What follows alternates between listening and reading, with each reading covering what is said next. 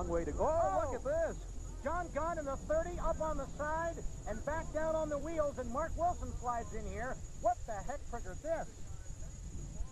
John Gaunt clearly, as the red flag has come out on the speedway, John Gaunt has clearly experienced some problems underneath the right side of this car. That's going to damage the components, steering, suspension, the whole 9 yards. Gaunt's out of the car, and he's not happy at all. Oh, he goes down on the oil or whatever moisture is on the track. 120 here on the straightaways.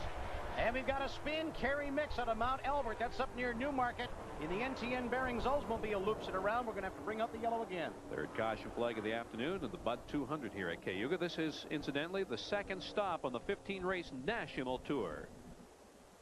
Right rear tire has gone down on the mix mount. He is a teammate this year of Mark Dilley. And with NTN behind him, he is back up as one of the contenders. He was a little off the pace. Just these great shots. Oh, sideways. Number 35, Brad Jakes. 97, Rob Neely right into the Dynamax Lumina. Brad Jakes, as these two drivers have collected each other on the back straightaway. And here's another angle on that crash from Shirtlett's car. The Mopar replay shows Jakes running high. Then Rob Neely bumps him. Then Brad touches the wall and gets turned around, and both drivers have nowhere to go. In the fourth place position, he is yet to make his pit stop. Al Turner in the 16 car running fifth, and oh, spin off at turn 4. It is Beauchamp hits the wall. There's 95.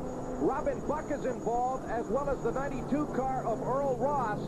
It looked as though Beauchamp may have got into the back of Robin Buck. Earl Ross is on his way. Well, the Mopar replay shows number 95, Robin Buck, and 60, Ron Beauchamp Jr. in an Avenger touching. Then Buck gets 180 degrees out of shape. Then number 27, Junior Reagan, just misses Beauchamp. A number of other drivers also do a nice job of avoiding the incident, but not Earl Ross. DJ Kennington on board, smoke up ahead. Oh, Kennington getting pinched off. 18, Pete Vanderweest. 52, Marshall Mormalock also involved, along with the 03 of Jack Monahan. I think 74, Duke Sawchuk may also have got collected up in that, and they're the three cars. We've got a yellow caution flag out here. Oh, and there's the reason for it. 25, Jim Lapsevich involved, along with Sean McGlynn, 08, and oh, 43. Robin Buck is also into it. We saw just a little bit of a fire there, and this will bring out yet another caution here. A little bit too hot into turn number 2. He's back on the track. Here comes the number 2 car, Carl Hart. Oh, into the tire wall. Number 57, that's Joe Gonzalez into Monte Carlo. How he got there, let's look at the Mopar replay. There it is, past the front right. Look at that. It's down on the ground, cut right front tire, and boom, into the tire wall. That was a hard hit. It certainly was, Glenn. We hope Joe is okay. Severe damage to the front of that race car as the leaders move around. The 43 car there, Sean Dupuis. There is 41. That is Darrell Haar, the 16-year-old. He is slowly rolling into pit lane, and there is a full course yellow. A result of that crash in turn 9 by Joe Gonzalez, pace car out on the racetrack. And there is Joe. He is okay. He's getting out of the car. Separating that pair up front. And we look a little bit further back. Alex Dagey, number 93, also running in the top 10. And look at this battle between Vanderweest, 77, and number 25, Lapsevich, side by side as they come off of turn 3. And all the two drivers touch. Vanderweest hard into the wall, along with 25, Lapsevich. And there is 13, Earl Ross, and number 3, Dan Shurtleff, spinning down on the inside of the track. As we go to that onboard camera inside of Vanderweest's car, he is moving around, but he took a very, very hard hit.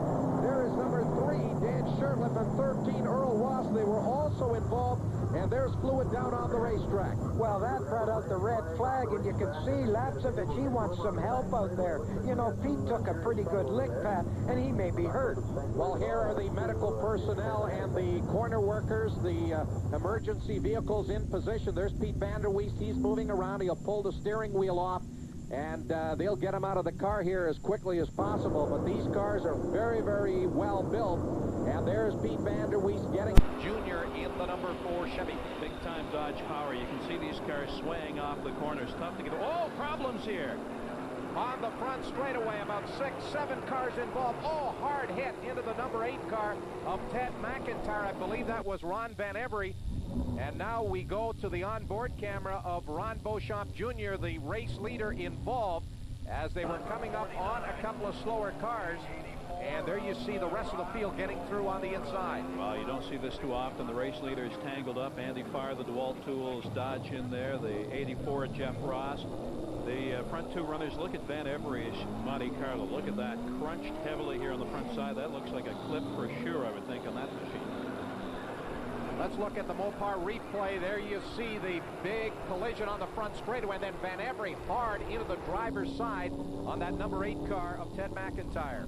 Well, you can see on the replay, it looks like the 04 of Andy Farr just tagged the rear of Neil Fair. This third yellow was the result of 2 Ford drivers running each other off in corner 2. That's Mathers and Earl Ross hooked together. And then another Mopar replay shows number 12, Mark Patrick, slam into Brad Jake's Dynamax Avenger. And Brad's been taking a pretty good beating out there today, Pat. Craig, a lot of drivers have been taking a beating out there. There's been a lot of contact in the first half of this race. We're back to green flag racing 74. Duke Sawchuk is your leader as they work the back chute.